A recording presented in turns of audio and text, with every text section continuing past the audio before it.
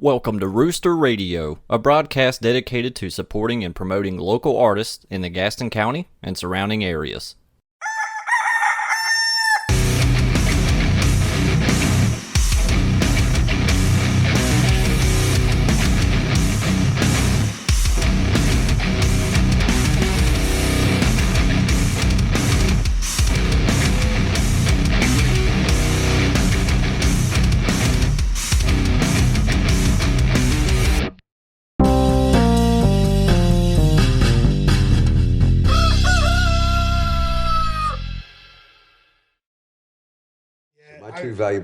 My two most valuable possessions materially are my Converse All-Star red, white, and blue Chuck Taylor's high tops that I had in high school, dude. Oh, wow. And I still freaking have them. That's like the awesome. right one is like it's all like ripped up on like the high top part, but the base of it, shoot, still good, man. Red, white, and blue.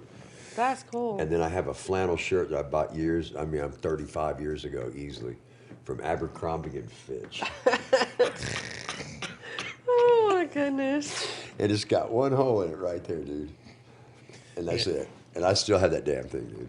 I used to love flannel T-shirts was the shit. Like when I was young, I used to have so many of them, and just through the years they've gone away. And I've tried to buy flannels recently, and they don't feel like they used to feel. That's not the same. No, I can tell just by looking It's at just it. flimsy. Yeah, it's not beefy like they used to be. Yeah, dude. they're flimsy. They're too whatever they're making them out of. Like it gets too hot inside of them. They got like this after years of. Yeah. Like that Abercrombie's flannel is freaking great, dude. Like I'm telling you, it's freaking great. I might even wear it Saturday night. This episode brought to you by Abercrombie and Fitch, dude. Flannels. But that's Good back flannel before they were shirts. like the preppy store in the mall. They were like real legitimate outdoor wear back then. Oh, is that how they started? Yeah. They were like LL Bean, dude. Like they were like, you want to go hunting for I some love freaking LL elephant? Bean. That's what you would get, was Abercrombie and Fitch or Banana Republic. Like I remember when I was a kid, Banana Republic had a catalog, dude. They didn't even have retail stores. And if you were going on swear to God, on a fucking safari, you would go in that catalog and get like luggage and rugged wear and canvas jackets and all that stuff, dude. I remember the service merchandise catalogs. We used to get Same those. deal. And Sears, you get the Sears catalogs. Yeah. And then service merchandise turned into Service Merchandise Mart, which just ended up being like how Ross and TJ Maxx are now. Yeah, that's right. Service merchandise. Damn.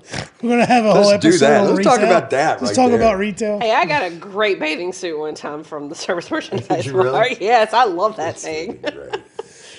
Well, Yeah, John, thanks. I'd much rather talk about that kind of stuff. Oh no, we're gonna get into it today. All man. bets are off. Whatever y'all want to talk about, I'm down, dude. All right, ladies and gentlemen, welcome to the show. We are speaking with Jon Robinson today. John, look at that camera there and tell everyone hi. Hey, everybody. That how are one y'all? right there. Oh, hi, everybody. After been in television for years, I don't know which camera to look at. Oh, there you are. Hey, everybody. So John is in a band called Organic Soul. They will be performing here this Saturday. Opening for them will be Ginger Tea. Shout out to Anna Holloway. Yeah.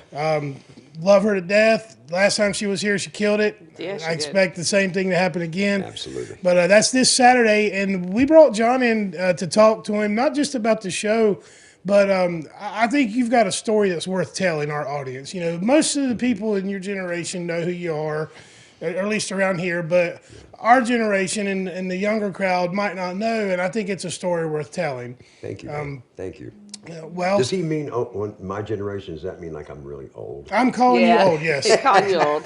Well, you went to I mean, look. I know. Go ahead and say it. What? Here we go. Listen. You went to high school with my dad. Oh. I mean,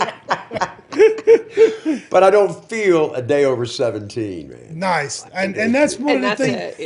Yeah. That's one of the things about you that's so magnetic and attractive is your the energy you put out is it's infectious and brother. I love it when you show up for open mic. I know when I see you walk in the door we're gonna have a good time.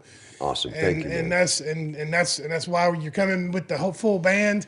And we could talk a little bit if you want. Talk about the band. How did the band come together? So we're Organic Soul, and And how we came together is really weird. I've known W.E. Elkovich, who's our lead guitar player, for a long time, and He shreds. he shreds. I'm telling you, the kid, he's a horrible. He cannot drive a car. He's like, do not get in the car with him. He's terrible. He has no idea where directions are. But he's a musical genius. The man is really amazing, and he's self-taught. And so he and I knew one another, and we were playing together just on and off here and there. He'd been in bands all over the place. I'd played in a couple of them that were, years ago. And we just started kind of sitting around a campfire one day playing. And then Caroline Osborne, who's our lead singer, Voice of an angel. boy, I promise you, she is something else. She does man. have a very powerful voice. She's got pipes for sure. And there's and the one thing I want to point out is, I wanted to say this coming in today, and I don't know if it's okay, but I promise you that we're grateful for you, Michael, what you do with the Rooster Dude, and all you guys, because y'all support local musicians in all genres, right? And you do it out of love. You do it because there's also a business part of it, and you help people like us able to showcase our talents, and you do that in such a way that nobody else in this town has really had the the testicles. I don't know if I can say that on your podcast. I mean, you're right. First of all, thank you. Yeah. I appreciate that. It requires patience and a little bit of fortitude. I mean, it's taking a while to kind of build up a reputation and get people to come out. I love doing it. Like I've said from the get-go that this was never about money. Like, yes, it's a business. Yes, we have to pay the bills. But this was a calling for me. This is, not just a passion project, but a little bit more than that. It's calling. And I believe in what we're doing.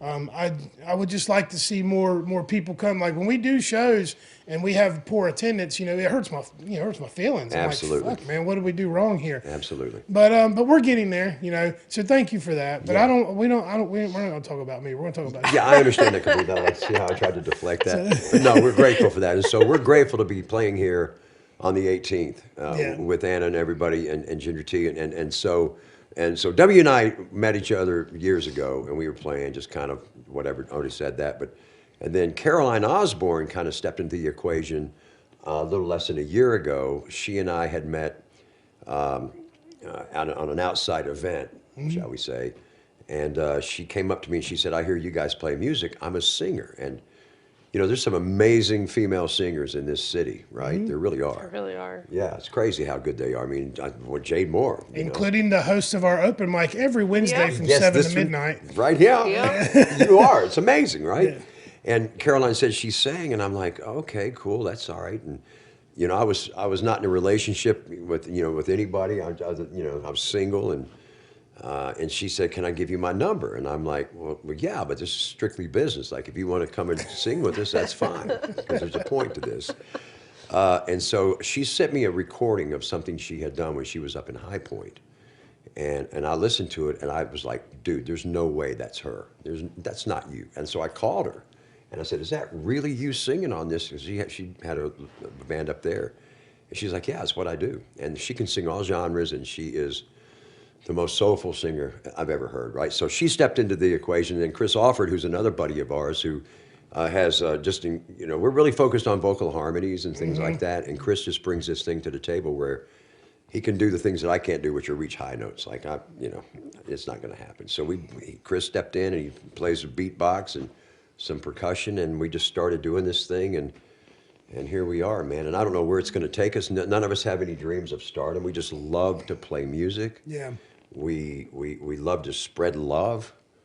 We've all been through a lot of, like everybody else for that matter, has been through a lot of stuff in our lives, man. Made bad choices, bad decisions. And today we're all on this same path of recovery. And I'm going to say that. It's not breaking anybody's anonymity, but that's what we do. And so we kind of focus all of that energy into our music, man. And we bring a good time. And it's a good addiction, right? It is. It's a great alternative. Absolutely. Compared to what, and I have no problems talking about my well, past. Let's pretty much public. I mean, you've laid the foundation here. Let's start at high school, right? That's kind of where, that's kind of where the journey started for you. Absolutely. For those who don't know, Jon was a star basketball player here in Hunter House High School. So I'm going to slowest white guy that ever walked the face of the earth. Well, according to my dad, all the ladies loved you in high school. Dear so- gosh, man. That was a long time ago, and they had bad taste back then. I think. So you, as a young man, you developed a talent for sports. Yeah. So start there. You're playing basketball in high school. Where does this take you, and kind of map out your journey from there? So basketball was never really my first choice. I met a guy who, and everybody knows this story about me, and it's been made public. I met a guy who was at the YMCA who was a basketball coach, and he invited me to play on his team. I didn't have a father. My dad left when I was 6, so I met this guy. I'm not going to mention his name, but people know who it is in this town. And he was everything. I thought he was, king of the world. He was, athletic, good-looking, basketball coach. He paid me attention, and so he molded me, groomed me into a, I guess what you call a All-American high school basketball player. Mm-hmm. At the same time, and I like to talk about this now because it defined me for a long time in the choices that I made. He also sexually abused me in a severe way, and so I'm a survivor of sexual abuse. That was at 10 years old. From about 10 to 12 is how long that went on, and so at 11 is when I first started making bad choices in terms of Now, using. while that's I don't have any happening, problems talking about it. It doesn't bother anybody. well, while that's happening, you said your dad wasn't around. Yeah. Did you have the wherewithal to talk to anybody No, about it? absolutely not. And I do a lot of work today with young people that are survivors of sexual abuse, and I understand today that I was a victim. I got preyed upon, and for a lot of men especially, and it's a common denominator in a lot of men, especially men in recovery, that I got some stuff I'm going to take to my grave. I ain't telling anybody. Well, that's probably unhealthy. What it is. Probably what it is. I mean, Yeah. we pretty much know today that that's what it is, and there's nothing to be ashamed of, men and women. I take this thing down a huge rabbit hole. The body responds to physical stimulation, but the spirit does not, Right. especially in that arena. And so it confuses the victim. They get, there's conflict, there's splitting their personalities. You deny God if you believe in a God, all this kind of stuff. I always just think, how can bad things happen to somebody if there's a God? And so it defined me in terms of my belief in, there was no God. If this is going to happen to me, there is no God. I understand today that it's like free will and people do their own thing. And I've struggled with that myself. I mean, I don't want to get too I feel into the you. weeds, but Right what on. I have going on at home, and that's really shaken my ability to put a lot of faith in Yeah. what some people have to say. So. And that's understandable, dude. And I spent my whole life doing that. And so, that abuse happened, but at the same time, I was craving a father and the attention, and he was buying me things, and then at the same time coaching me into this basketball player. Right, I was his little protege, and I got really good at it, and wound up getting a full scholarship to the University of Maryland, playing basketball at College Park, and then I played overseas for I don't know how many years. God. 15, something like that. 10 Right years. out of college, Right out of you college. went straight into what, European League? Yeah. I went to South America. I went to Quito, Ecuador. Oh, nice. And by this time, when I'd gotten to by the time I was out of high school, I'm doing pretty much every drug known to man. So the drugs you started in high school or before? I started when I was, my first drug was alcohol. Then after that, it was Dilaudid at 13 years old. Ooh, And then Dilaudid, for those who don't know, that was a pill. And that was the big mama in Gaston County back in the day. Gaston County at one time was known as the Dilaudid capital of the world. Gastonia's got a lot of It's nicknames been known for a lot of stuff. for a lot of bad Let me shit. tell you, you For a lot better of bet it, bad dude. Listen, they used to break into Moss Drugs down here on Franklin Boulevard across from the YMCA. They used to cut through the roof of that place about once a week to get a hold of Dilaudid. Yeah, absolutely. So that I found out about that through some, how we all do, right? And then I was on my way. And there's a movie, and I always like to refer to this. There's a movie called, what's it called? Basketball Diaries with Leonardo DiCaprio. Yeah. And that was essentially my life. He had this parallel universe going on, dude, where he was using and drinking, but he was this basketball player and trying to pretend he was all that in a bag of chips. And that went on for a very long time. How old were you when you finally decided to address the trauma of the abuse? So that took me almost 40 years to do that. Really, that long? Yeah, man. So I'm you 63 years old now, and so by the time I was about 50, I started thinking I need to do something about this because this is not good. see a lot of that type of abuse and trauma manifests itself in so many different ways. For Damn some right. people, a lot of people, anger is their go-to. It's chaos. That was mine. Chaos and anger. And then some people it's drug abuse. Some people it's all of the above. So you go to Quito, Ecuador, right out of college. You're stepping right into a career in sports. You're an athlete. You're a good-looking man. Yeah. So you get to Ecuador. I mean, womanizing, all that stuff. Talk a little bit about your experience. You've started using drugs. You went from Dilaudid and alcohol. What happens when you go to South America? So the first thing I learned to say in Spanish was "Donde está la cocaína?" It's not funny, but It is funny. But it is. It's hilarious. Yeah. I'm like, I don't want to learn anything else but "Dame una cerveza, por favor." Give me another beer. And "Donde está la cocaína?" Mi amigo. And I'm sure you didn't have to look very hard for that. No. So So I stayed there for, I think maybe I was in Ecuador for 4 years. And then I went to, I think, Brazil for a year or two, and then some other places, yeah. But I was going hard and heavy then, man. But I was still able to function. And I need to say, like, there's people that can do that, and they can go home at night, and whatever. I'm not one of those people. Yeah. You're there till it's all gone. I'm there till my whole life was a complete and total disaster. Okay, and that's your 20s, basically. 20s, 30s, 40s. 20s, 30s, 40s. So you were on the road for 25, 30 years? Yeah. Now, when do you decide to come back to North Carolina? Okay, well, yeah. So I came back. Well, I was playing basketball for 10 years. So Okay. pretty much. So by the time I got into my 29, 30, I think is when I came home and started working in radio at WBT Radio in Charlotte. So how do you get that opportunity? Because I'm assuming that the suits don't know that you're No. battling No, addiction they had and no all this. idea. They just know that you're this hometown basketball player. You've gone off and you've had a career.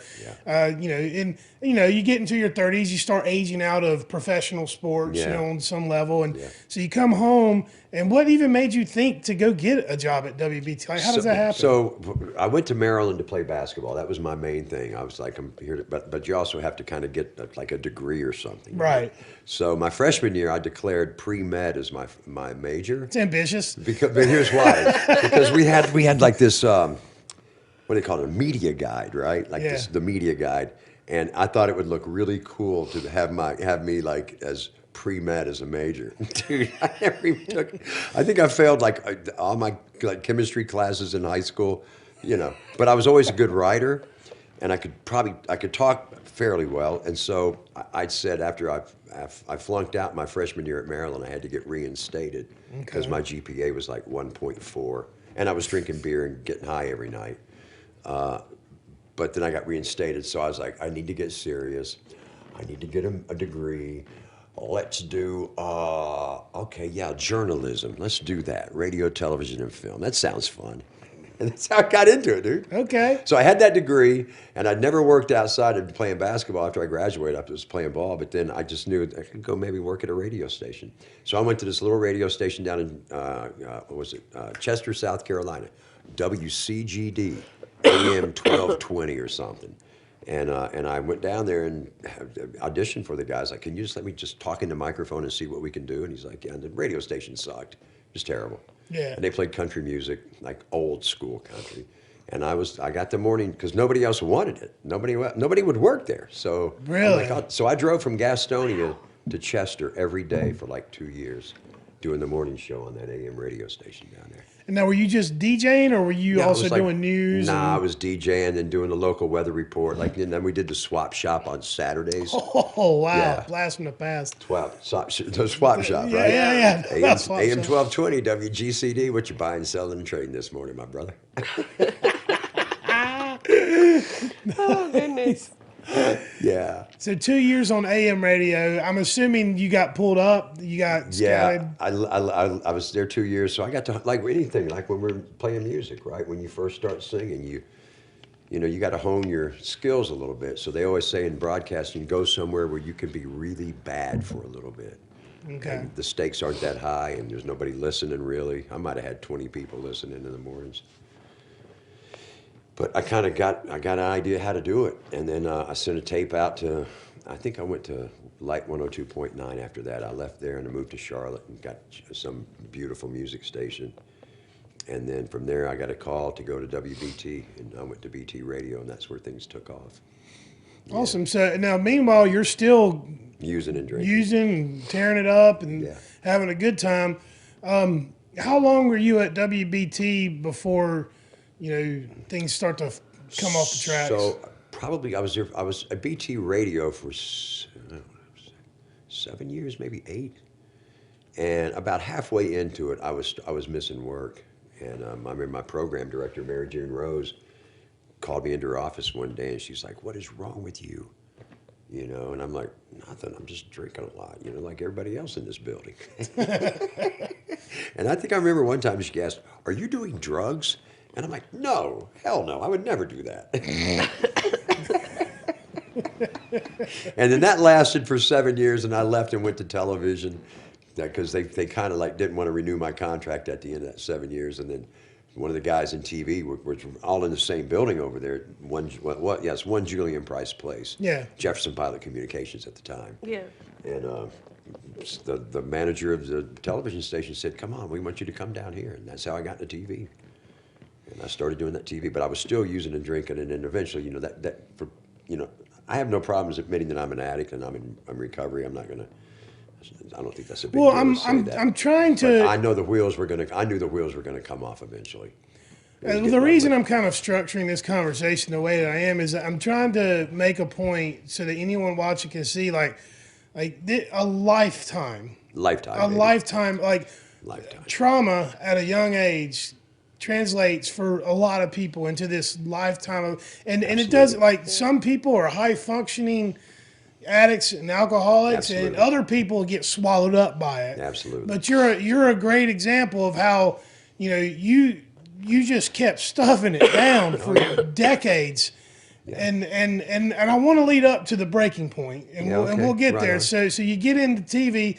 You're still using it. Did you ever get married during all this? I did. I got married to a beautiful woman named Melissa Scharnberg, and she was my wife for about 7 years. And this was during the WBT Yeah, days? and she used to call in and she she loved me so much. It was total codependency, because She was an addict as well? Oh no, she was not. Oh, absolutely not, man. And It was just codependency for you. codependency for her, because she wanted me to so badly to get well and be better. And Okay. about 2 days a week, I'd call in sick, dude. I couldn't make it into work, and that started becoming habitual. Like every week, it got to be that way. So after she went to one Al-Anon meeting after 7 years with me, right? And we had this big, beautiful house in Charlotte. And she came home, and she came into the kitchen, and you could look through to the living room, and she's like, "You get the F out of here right now." And that was the end of that. I said, "Who, me? This is my house. Like I'm king of the world." No, dude, I was a complete wreck. So she had enough. She had enough, bro. She kicked me out. She said, "You got to go now." And I was like, "I'm not leaving." She goes, "Well, I'm calling the police." And I'm like, "Okay, I'm going now." But what's really beautiful about this whole thing, because ultimately what we're going to get to is that there's healing, and that there's redemption, and that there's, I like to call it God's grace, but we can call it whatever, universal grace, the universe, whatever that is, that where things heal up, man, if we allow ourselves to get some help. And she and I are best friends today. Like, that's one of my dear friends. She and then I'm my glad to second hear one. that. Yeah, dude, it's Yeah. crazy, because if anybody could cut my what's off, it would be both of my ex-wives. So- And there's been a so- lot of healing and forgiveness. So, but at this point, you still have this career, Yeah. right? So you lose your wife, but you still have a career. Yeah, the career was going to go next, though. And you knew it was happening. I You knew it was going to happen. I knew it was happening, and I could not stop. Okay, so where's the breaking point? How did you go from, this I mean, I don't have a good metaphor. You're driving this Ferrari down the highway. You're just having a blast, you're having a good time. When does the crash happen? Crash happened probably, well, there were multiple crashes. And that's the crazy thing about people like us that are, that can't, here's the deal. There's majority of people in this world can drink, and there's nothing wrong with that. I support it 100%. They can smoke weed, support it 100%. Do whatever, But I'm not the one. The people like us that are either alcoholics or addicts can't do that, and they can't do what we can, but we can't do it successfully. And bad shit happens. Not if you want to be a healthy individual. Not if I want to be healthy and complete and whole and be productive and be able to live life and be a part of this thing right here with you guys and to come up here and see all these other amazing musicians. And there's no way. It doesn't happen. And ultimately, it will get really gnarly. And so that's what it did, man. Like the first crash happened like in 1998 or something like that. And then I thought it was bad then. And I'm like, okay, let me just stop for a little bit and let these people get off my rear end and then go back out and start doing the same crap again. And then it just gets worse every time. So anybody that's living in that, I understand it. We don't judge anybody, bro. I got friends of mine that are still struggling like hell, dude. And I do nothing but love on them and go. Well, the fact of the matter is, I mean, I'll go off tracks for a minute. The fact of the matter is, everyone makes bad decisions. Absolutely. Like you don't get Part to of being human. Yeah. you don't get to go through Absolutely. life and never fuck up, right? Like Right. we're all going to fuck up. The thing that matters is what you do with that, right? Like how do you handle the backlash? How do you handle the stress and everything that comes after that? What did you learn from that? That's what I tell my daughter all the time. Like, as long as you learn something from it, it's because she gets frustrated. She gets angry when she can't do something right. Right. And it's like, well, instead of being angry, try to figure out how to be better because of this. Like, what did you learn? That kind of stuff. So, I mean, if you don't, feel free to say whatever you want about the multiple crashes, but I want to get to the point where the change happened. Change happened a few years back where I absolutely said, I can't do this anymore. I'm done. And by this time I had I didn't lose anything. I gave it away. Like using and drinking for me was more important than anything. My music, my family, my kids, my jobs. I was, working for the Carolina Panthers too, doing their stuff. And I got locked up one weekend. You can't be in jail and do an NFL football game. No. Sure, I that laugh upset about it now management. because listen, we laugh at it's good laughter because it's healthy to remember, what happens to me whenever I decide to do that, and those are the things that happen. I got lawyer buddies of mine that are in this journey with me, man, and one of them, man, they broke in at this halftime of the Super Bowl because there was a manhunt going on in Charlotte. Somebody had rolled their Land Rover on 85 about 9 times. And it was one of my best friends who's an attorney in Charlotte. He was running around He was with high you. as a kite, bro. He knows who I'm talking about. And today he's amazing, But the point of it is that it's just disastrous. So what time did it all go bye-bye is probably 10 years ago is when it all started going bye-bye, man. Where the job, I got fired at the Panthers. They told me they loved what I did, but because I was in jail, I violated the behavioral clause. Yep. And there's a behavioral clause in the NFL. And I was part of that, and they said, we can't do this anymore. And so that went bye-bye. Then my TV jobs went bye-bye. My family had already gone by this point. My kids had nothing to do with me, and I'm sitting there alone getting high, dude. And I said, fuck this, man, I ain't doing this anymore. Something's got to give. And so I went out and sought help. And there's tons of help. There's 12 steps. I'm not here to promote anything. Whatever that looks like, get down with it. Is my Yeah, no, my I thing, agree man. with that You know what I statement mean, dude? 100%. Like, Whatever it there's- looks like, get down with it. Yeah. Some people, there's the 12 steps. There's the Absolutely. Anon Absolutely. organizations. For others, there's a religious Absolutely. aspect that a community that you can Absolutely. join. But the key is to find something positive Absolutely. that you can throw yourself into. And then find people around you that will support you in that. None of my friends will offer me anything, dude. They're not my friends if they do that. And again, I got buddies that drink. I got buddies that, you know, we're in the music deal, so people do whatever they do, right? But they manage, and it's not a problem.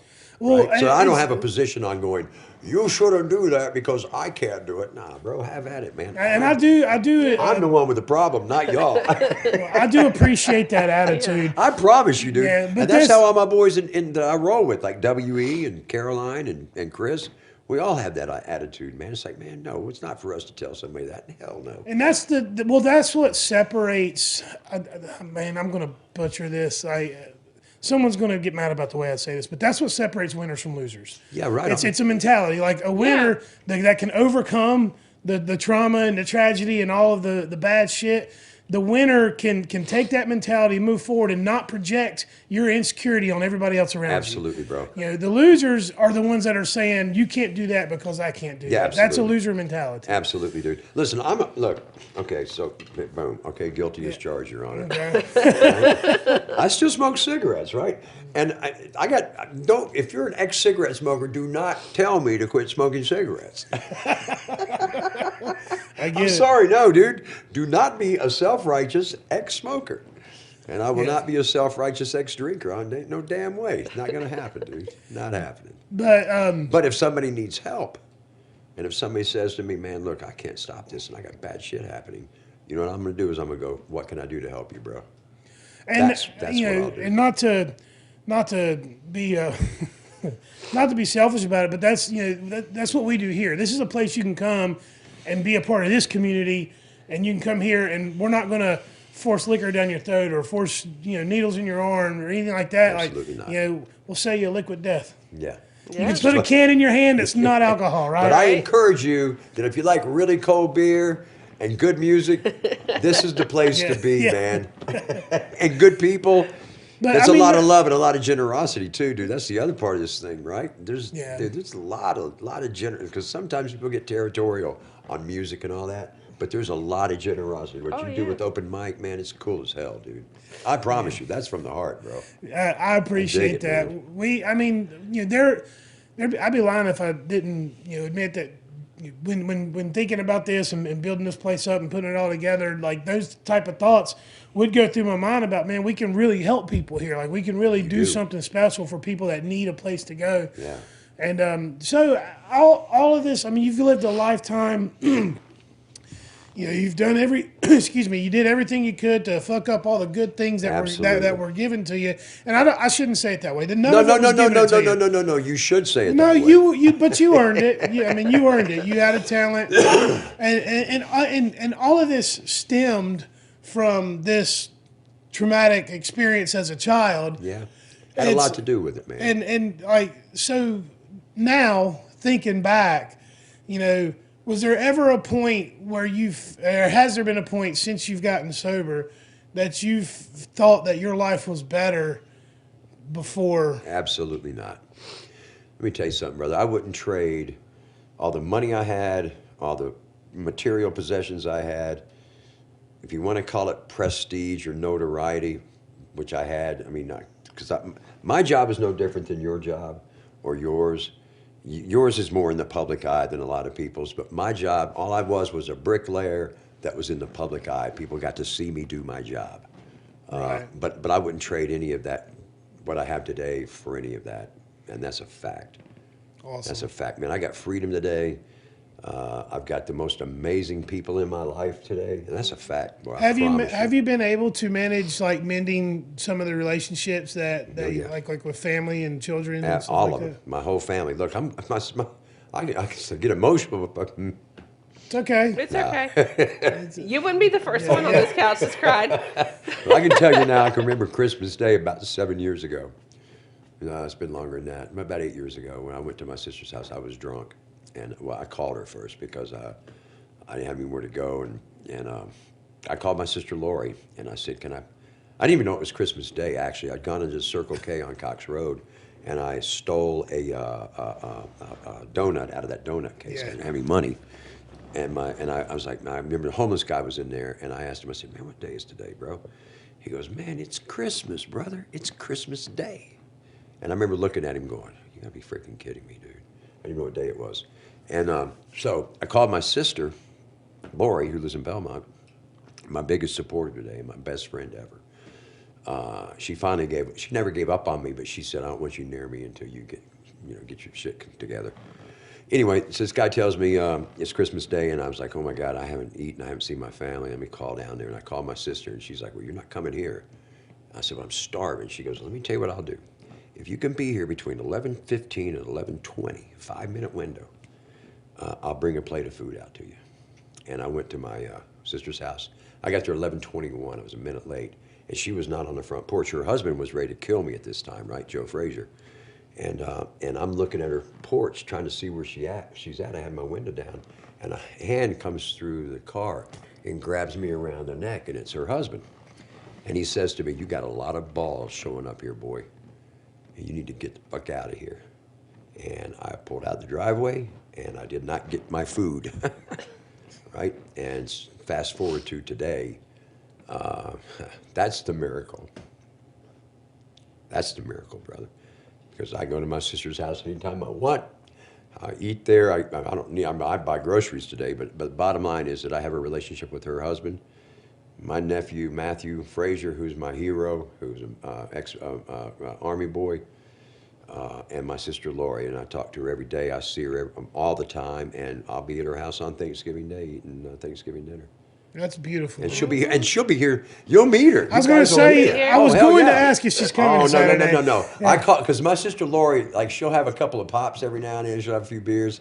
So I told her, I said, look, you have to be at this show. You're bringing your husband. Tell Matthew and all his little boys, because I call them little boys. They're all in their like late 20s now. And, They're still boys too. And I said, y'all need to drink a shit ton of beer while you're here. Thank you. And my sister goes, I don't drink more than 2 because I get tipsy. I'm like, you're a freaking lightweight. What the hell's wrong with you? 2? But so they'll be here, and you guys will get to meet them, and I can't wait for them to meet I'm you, looking dude. forward to it. She's amazing. She's amazing. And she lived through all of that with me. It's tough. Like I can relate to her in this story. Like not that I had a sibling, but my very best friend, who's basically a sibling to me. Right on. I watched him go through that, and it was about a 4 or 5 year stretch. Yeah. I don't want to put anybody's business out Yeah, there. right on. I get you. I feel you. But it was. There was one incident in particular that might make me cry talking about. It's okay. You won't be the first person to cry on He the might sofa. be the first one on that couch to cry. And you're over here going, oh, no, dude, cry, please. We love it. Like, I love it. I think I was the first one. I to don't cry. mind crying today. Like, I'll tell you, I hear somebody play good music, or I see one of Yeah. my friends write a song, man, and I'm just like, dude, Live that's music will, freaking powerful. yeah, man. live music sometimes can jerk a tear out of my eye. Yeah, Oh, Skippy. yeah. But no, this person, needed a place to stay for the night, and I wouldn't let them. Like, it broke my heart because I knew the situation, and I had a very young daughter in the house at the time, and I was like, I don't want this around her. But I gave them the option to. I have a home office that's attached to my garage, and I was like, you can sleep in there for the night. Cool. And it broke my heart. This is my very best friend, but fast forward, it took a while, but that person got their shit together, and now they're thriving, just thriving in life. Can I tell you why he's like that today? Because sometimes when people are struggling, like I did, and other millions of others, and including your friend, if one person, and you got to be careful how you do it. You can stay in my garage, but you plant that seed of love and that seed of hope. Yeah. And like, again, my sister, she didn't give up on me, but she had to say, you know what, you can't come over here, you can't get near me. As bad as it is to hear from your perspective, to have to say that to somebody is it's soul crushing. It is. You But know? you still loved him, though, dude. You still gave him Yeah. love. You still showed him that love. And that seed was planted. And the thing about addiction and alcoholism, man, is like, we might not get it on the first time. It might take 50 times if we don't die first. Right. If we're lucky enough to survive it and lucky enough to have that seed planted in us, trust me, we don't forget that shit, dude. When somebody showed me love, even though like it was tough love, even tough love, it's planted in there, and at some point that thing will start blooming, and that's what's happened with your friend. I can say that because I'm a freaking expert in that field. Yeah. I'm a mediocre guitar player, a halfway sucky singer. You sound great. Come Thank on, you. dude. I was begging for a compliment. Come on, man. My bandmates are amazing, though, man. But I promise you that I do know a lot about that, and I know what love looks like, and I know that for people that are struggling with whatever, if somebody shows them love and has that attitude of "there by the grace of God go I," I'm no better than, then that shit goes a long way, bro.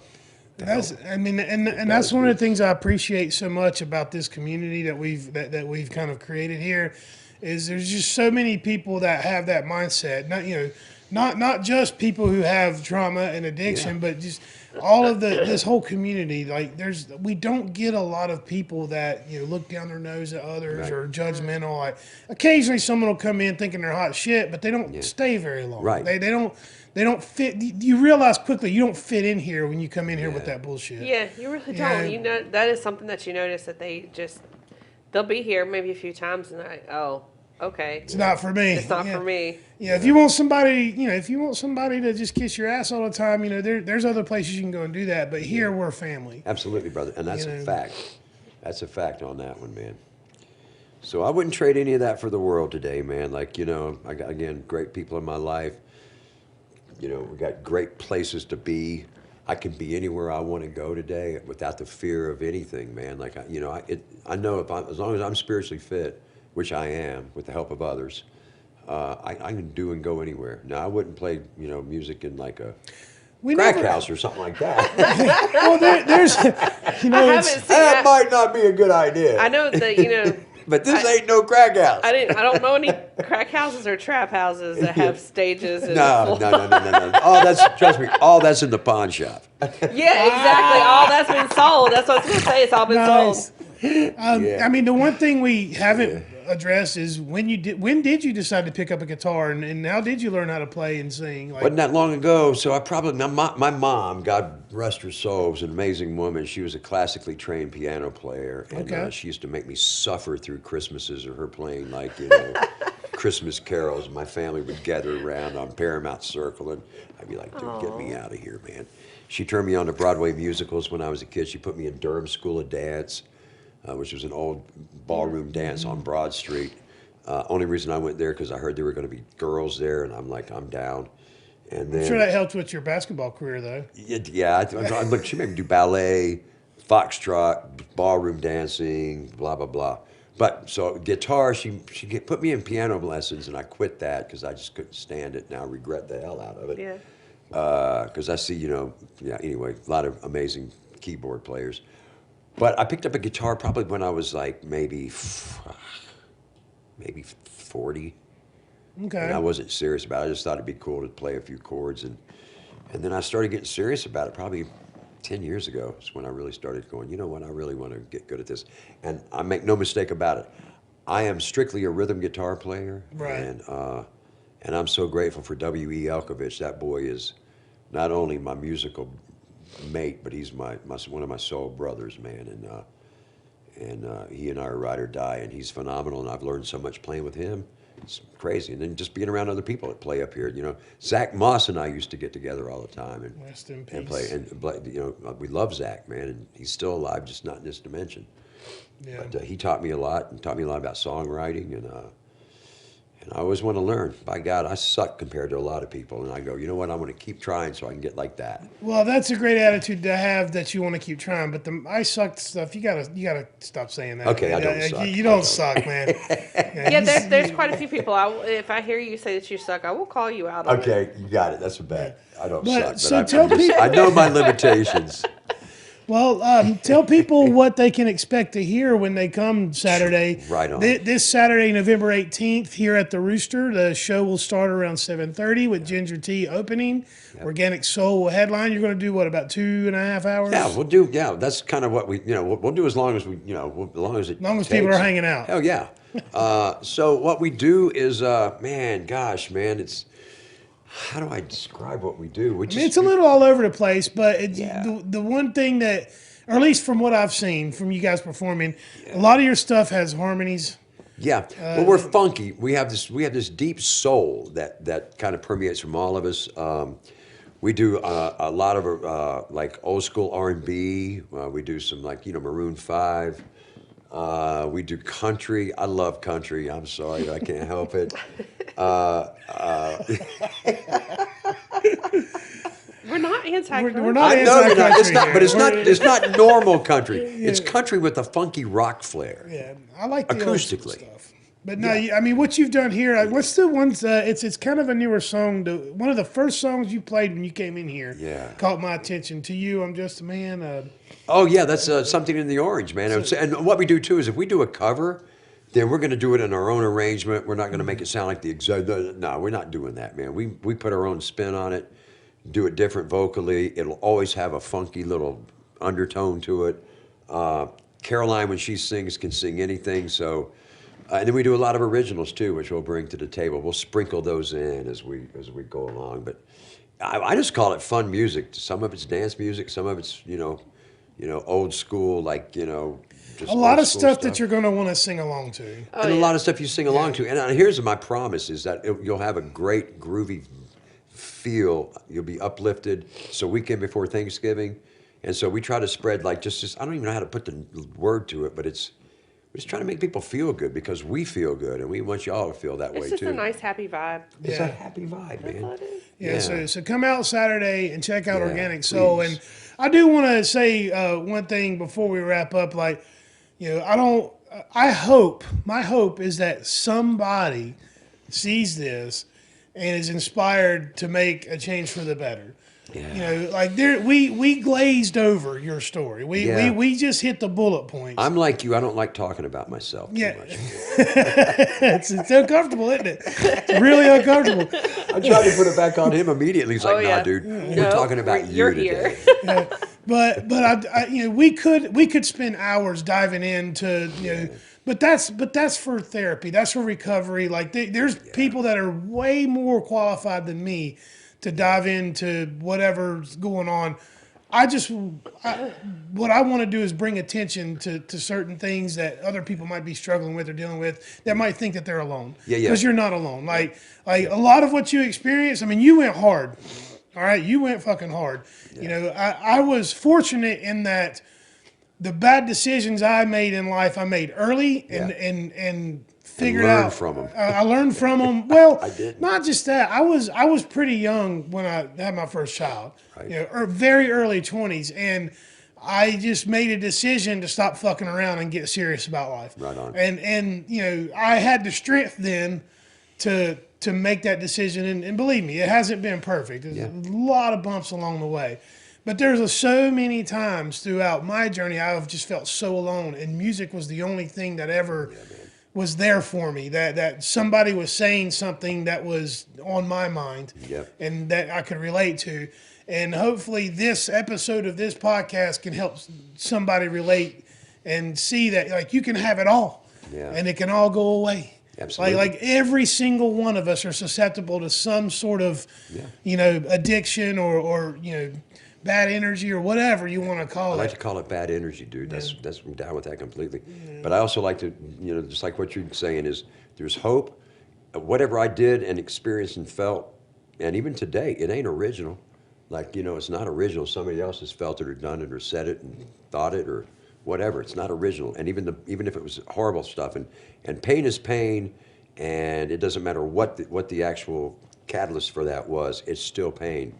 And if anybody's in it or going through it or making bad choices, that's what we're all about today, man, is being able to say, look, dude, been there, done that, understand it, and there's a better way, and if you and there's hope. Like as long as my buddy always tells me, as long as you're breathing, you dumb son of a bitch, there's hope. Yeah. Right? And as long as I'm breathing, there's Been hope. holding man. on to that with this place for months now. Well, right on. Listen, y'all, I don't care who's watching. I do care. Thank you for watching. But, man, if y'all have not been to the Rooster or are not here consistently, this place is pretty damn special, man. I'm telling you. And I don't have a vested interest in it. The only thing I get out of it is getting to play here, man, which is good. But the point of it is it's a great place, man. And we're big believers in Michael Carpenter and everything he does. And I'm not getting paid to say that either. I'm telling you. There's no budget, even if I wanted to. We need stuff like this, man. You know, there's a lot. I man. agree. That's why I did it. Yeah, dude. I think we need it. I think this town needs it. It's something positive, something good. It's It a is. special place in people, like you said, and until they come in, they don't know how special it is until they see it themselves. Yeah, a couple of weeks ago, you had a big thing out here, like a headbangers ball or something. Yeah. It was crazy. I drove by and I'm like, dude. Yeah. And that's just one segment of what y'all do here, Yeah. man. I know that's your favorite, is that hard rock, man. I'm a metalhead. I mean, yeah, it's no Ain't nothing wrong with secret. that. Yeah, but I do love it all. You know, like just the other night I was closing down. It was after open mic actually this past week. You know, there was before we wrap up, I'll tell this quick story. Since we're on the subject, when I was in my 20s, I was struggling a lot, and I made a friend, and I lived out in the other side of the state at the point. And there was this guy named Nathan Davis, who was a songwriter, singer. He was a few years older than me, but man, his music was fucking powerful, man. Like he was Springsteen inspired, which I've never been a fan of Bruce. Me either. I don't get it. I know you Dude, Northerners I'm with love that guy. I don't get fucking it. get it. But sorry. No, don't apologize. I get it completely. But he had, he did a lot of acoustic stuff. He produced his own album in his kitchen. Some of the percussions on his album are literally pots and pans. Yeah. Like, but the album, when you listen to it, it sounds like a very well studio produced album. And a lot of his songs were about struggling with addiction and all the devils and stuff.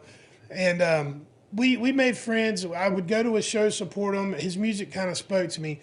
And he was a cocaine addict. Yeah. And he got clean. And when we started hanging out, he was in that transition period from going, like, that's how I met him the first time. and then he's getting clean, but we stayed friends. And he finally got clean, and he started to, like, get some traction down in the Charleston, South Carolina area. So he was driving down to Charleston every weekend for show. He's making money. He was on methadone to get clean. Right on. That's okay. So one weekend, methadone, he took too much and fucking cardiac arrest. And he died. Little daughter. And his music, some of it's upbeat, but a lot of it's kind of sad. And so Wednesday I was feeling some kind of way, and I put that record on while I was cleaning up, and just and let it just kind of help me move through the thing. It helped me remember him and kind of, that feeling we talked about not being alone, having something to relate to. Yeah, man. And it's just, I mean, that's the fucking power of what we do in music in general. So I say all that, say, yes, I'm a metalhead, but I like all shit. Sometimes I want to hear a sad song. Sometimes I want to hear a happy song. Same here. Sometimes I want to. Sometimes he puts on Hall & Oates. Oh, I fucking love Hall & Oates. Okay, so- dude. So don't even start. They're with me one of on my that. favorite bands of all time. Listen, He one threw of me my. off with the Hall & Oates for the Really? first time. Yes, it really did. Are you kidding? What? They are amazing. Yeah, they're I didn't say amazing. they weren't. I just said it was unexpected. I'm talking about some serious Rich songwriting. It's gone too far. Okay. You gonna play that? We can. We do. She's gone. Yeah, dude. Right on. it's a good Daryl's House is a really good show. By the It way. really Live is. from Yeah, Daryl's it's a House really is amazing. I tried to do that early on with Ben Gatlin. I tried to do like a Ben Gatlin and Friends thing, Yeah, kind of like Daryl's yeah. House. Just nobody showed up. I'll be darned. But all right, well, before we go, we're gonna wrap it up. But I'm gonna give you one last minute if you wanna anything you want to promote or any last words. Yeah, you want I to. just want to say I'm grateful to be alive today, man, to being able to do what we do, and I appreciate you guys. And again, I've said it 100 times. I appreciate the Rooster. I appreciate the fact that we've got people that love and care about us, and we feel the same about you. You're not alone. There's hope for anything you're going through, man. Just ask somebody that you know and love, to trust, to give you a hand up, man, and it can happen. And as far as the music is concerned, I'm a proud member of Organic Soul, dude, and I love what we do, man. And I love the people that I play music with, and they're my brothers and my sister. And Caroline, of course, is my girlfriend, which I never expected to happen. I didn't want that, but we are what we are, and it's pretty amazing. So please, Good for if you you. get a chance, come out the weekend before Thanksgiving, 18th of November, right here at the Rooster, and we will give you a good time, and you'll give us a good time, because we feed off of what goes on with everybody in the house, man. So So that's all, man. We just hope we approach it with humility and that we're able to bring some happiness and some joy, man. Thank you so much for doing this, John. And if you're one of those people that are feeling alone, feel like there's nobody, come here. Yeah. And We'll give you a big hug. Yeah, we'll give Oh, you. yeah. Love hugs, Yeah. man. Yeah, there's a lot of love in this room. So thanks again. Appreciate you, brother. My pleasure, brother. This Saturday at the Rooster, Organic Soul with Ginger Tea. We're out. Peace and love. Love y'all, man.